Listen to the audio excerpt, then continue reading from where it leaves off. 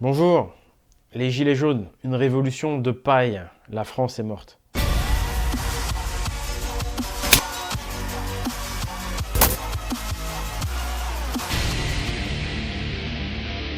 For Asgard!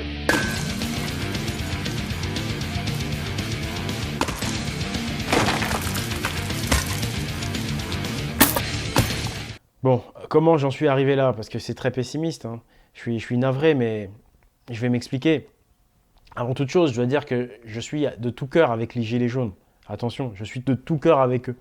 Quand je les vois comme ça à Paris, Paris qui est effectivement le symbole, le synonyme de l'Empire en fait, hein.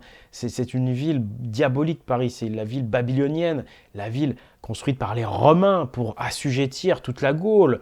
Et là encore aujourd'hui, c'est une révolte gauloise qu'on voit. On voit des gens qui viennent de toute la France, des anciennes provinces celtes, qui vont manifester ou contre qui? Contre Paris, c'est-à-dire contre Rome en réalité. Quand je vois les gilets jaunes qui sont dans les péages, qui nous ralentissent, moi je leur donne de l'argent, tu vois, parce que j'ai envie de les aider. Ils refusent l'argent. Il y a de la vertu en plus chez ces gens-là, c'est super. Et après, je m'aperçois que le péage est gratuit. Non mais là, c'est royal. Là, c'est pour un mec comme moi, c'est le paradis. C'est parce que vous savez que le péage, c'est un truc romain. C'est les Romains qui ont inventé le péage, vous voyez, hein. Ils n'ont pas inventé les routes, hein, contrairement à ce qu'ils nous font croire, mais ils ont inventé le péage, par contre, tu vois. Donc le péage devenu gratuit grâce aux gilets jaunes, c'est formidable. C'est la libération de la Gaule. Je vois des Gaulois dans ces gilets jaunes. Donc, je suis de tout cœur avec vous, gilets jaunes. Mais pourquoi j'en arrive à dire que c'est une révolution de paille? Parce que mes amis, quand vous tendez la main, comme ça, pour dire je veux plus d'argent, vous avez la même attitude qu'un mendiant. D'une manière générale, ça c'est un petit peu de la provoque, mais d'une manière générale, vous êtes comme des enfants qui demandaient à votre père, qui quémandaient à votre père quelque chose. Voilà. Euh, le problème, c'est que l'État n'est pas votre père. Vous voyez, l'État français n'est pas votre famille. Alors, on va me dire, oui, mais il y a les lobbies bancaires, il n'y a pas que l'État français. Pour moi, tout ça, ça travaille ensemble. On le voit bien. On voit bien que les policiers, ça, c'est pas montré dans les vidéos, tirent sur la tête de manifestants qui étaient pacifiques. L'État français, pour moi, je mets tout ça dans le même panier avec les banques et tout ça. Ça fait des dizaines d'années, vraisemblablement même, je dirais des siècles, qu'on se fait avoir par l'État. L'État, aujourd'hui, en France, tolère le viol sur nos filles. Si votre fille de 15 ans se fait violer par un migrant avec une culture orientale et que votre fille portait une jupe, le violeur sera acquitté parce que dans sa culture, ça ne se fait pas. Ce que je vous dis est la vérité. On vaccine vos enfants de force sans être capable de vous dire noir sur blanc, oui, ça n'a aucun risque pour la santé. Aucun médecin ne voudra vous faire un certificat parce qu'ils savent que c'est mauvais en réalité de vacciner à ce point-là. Quand en 2005, je crois, on vote contre l'Europe et qu'on va quand même dans l'Europe par la force. Je viens de vous donner 3 exemples, mais vraiment c'est au hasard. Il y en a des dizaines. Quand quelqu'un se comporte comme ça avec vous, qui vous trahit systématiquement, qu'il abuse de vous, qui laisse vos enfants se faire violer, ça ne peut pas être considéré comme votre père. La France et l'État français n'est pas votre famille. Il se fait passer pour votre père. Vous pensez, vous avez un comportement puéril en rouspétant, en manifestant, en disant nous voulons plus d'argent. Mais c'est pas ça qu'il faut faire. Si vous voulez plus d'argent, quelque part, vous êtes toujours soumis au système. C'est un système dont l'idole, c'est l'argent. Le dieu, c'est l'argent. Et vous, qu'est-ce que vous venez faire à Paris? Entre de l'Empire romain, c'est demander de l'argent. Donc finalement, vous êtes toujours dans le culte babylonien romain de l'argent. Donc vous n'êtes absolument pas un danger pour le système. Par contre, ce livre-là, c'est un vrai danger pour le système. C'est un livre qui n'est pas diffusé. Pourtant, c'est Jean Giono qui a écrit Le Hussard sur le toit, qui l'a écrit. Ça s'appelle Lettres aux paysans. Et j'ai dû le rééditer moi-même pour qu'il puisse être diffusé. Pour que ceux qui veulent du changement, ceux qui veulent une révolution, puissent réussir. Parce qu'on ne pourra pas réussir tant qu'on n'aura pas compris qu'on est dans une société basée sur l'argent et qu'on continuera à demander de l'argent. On est comme des soumis par une religion babylonienne, la religion de Mammon de l'argent, et on quémande de l'argent. On est déjà vaincu. Nous n'avons pas le contrôle de l'argent. Euh, Tant que les gilets jaunes revendiqueront voilà, ce genre de demande, nous voulons de l'argent, c'est même pas la peine. C'est une révolution de paille. Quand vous vous faites avoir, il faut laisser tomber. Euh, il faut créer votre propre alternative. Il faut arrêter de se plaindre, de dire c'est la faute de l'État est un salaud. Oui, l'État est un salaud. Mais au bout d'un moment donné, quand ça fait...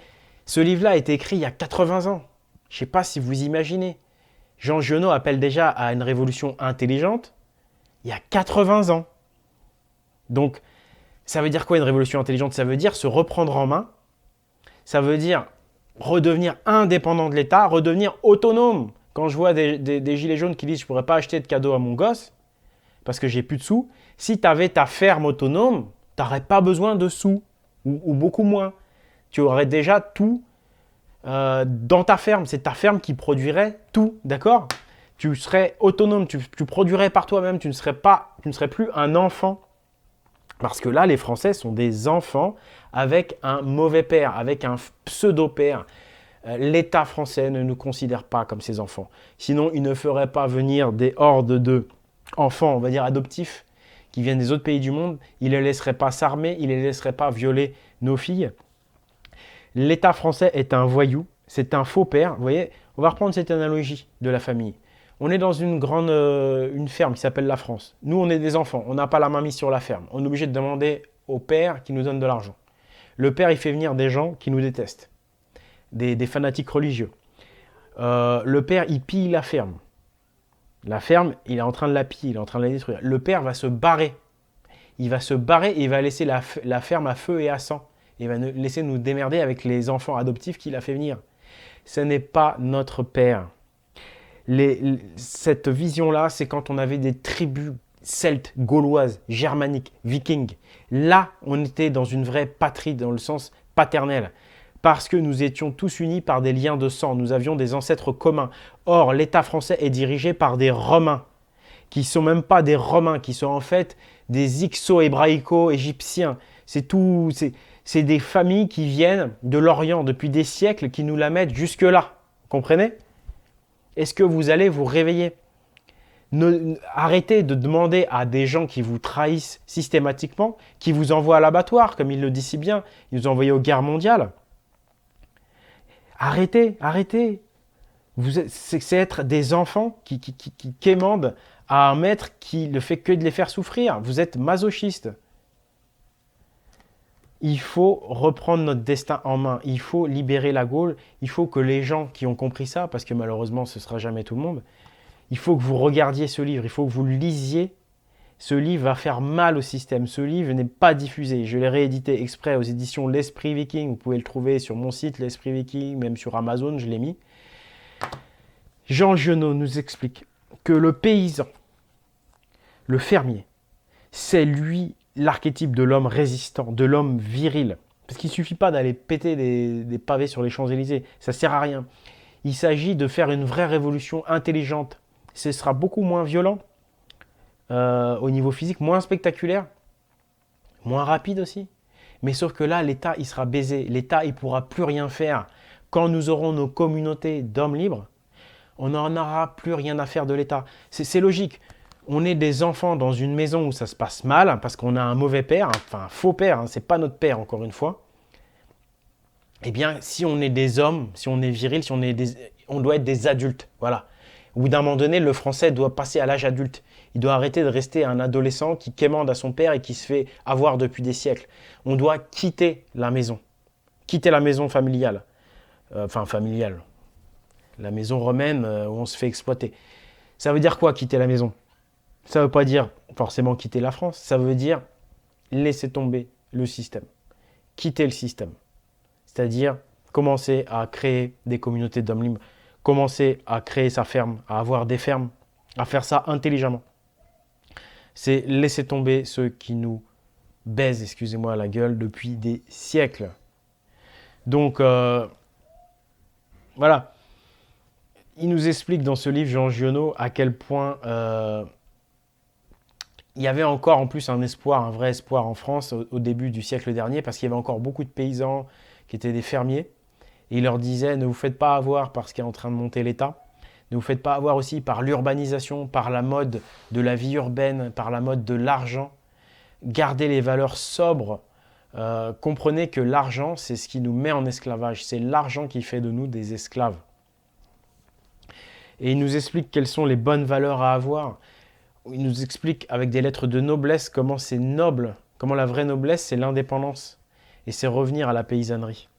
Il nous explique aussi que la civilisation traditionnelle, la civilisation paysanne, celle des hommes libres, c'est une civilisation sans argent. Il est possible de vivre sans argent. Et que je me révolte déjà individuellement dans ma façon de voir les choses, grâce à des connaissances, grâce à d'autres valeurs, grâce à la compréhension vraiment de comment on est dominé, ce qui est très bien expliqué ici. Et c'est comme ça qu'on pourra ensuite faire une vraie révolution, c'est-à-dire pas demander à son père, comme un gamin, plus de pognon, pour de toute façon, même s'il en donne un peu, continuer à se faire avoir encore pendant des siècles. Non, la vraie révolution, c'est se tirer de cette ferme romaine et de construire sa propre ferme. Voilà, faire une ferme gauloise celte où là, on aura une vraie idée de patrie. Parce que là, l'idée de patrie, elle n'existe pas. C'est les Romains qui ont créé cet empire. Et Paris, c'est la capitale de l'empire. Je ne vois pas dans ce pays une fraternité. Il n'y a pas de fraternité. Voilà. Parce que on est enculé depuis des siècles par des gens qui sont des élites qui nous haïssent. Voilà. C'est aussi simple que ça. Je suis pour la France gauloise. Il faut que la France redevienne gauloise. C'est la seule solution valable. Voilà. Parce que là, c'est vraiment, je vois des gamins qui s'excitent, mais en face, ils ont leur père qui rigole bien. Parce que dès qu'ils auront envoyé l'armée, ce sera terminé, Gilets jaunes. Ils font ce qu'ils veulent. Ils font ce qu'ils veulent. Vous ne les impressionnez absolument pas. Tout ça, c'est du feu de paille. Voilà. Et je dis ça parce que je suis vraiment de tout cœur avec vous. Mais dans la vie, quand on est viril, quand on voit qu'on demande quelque chose à quelqu'un, il ne le donne pas, ou on voit que ça ne va pas avec quelqu'un, on laisse tomber, on passe à autre chose. On ne passe pas son temps dans les jupes de sa mère ou dans les jupes de son père, d'accord? Ou d'un moment donné, il faut se prendre en main, il faut être adulte. C'est comme ça, il faut être clair et net, il faut revenir à l'indépendance, il faut revenir à la culture celtique. Et effectivement, ce bouquin-là l'explique vraiment bien. Donc, n'hésitez pas à vous le fournir, il est à moins de 10 €, espritviking.com ou sur Amazon. Voilà, c'était Oleg, à la prochaine.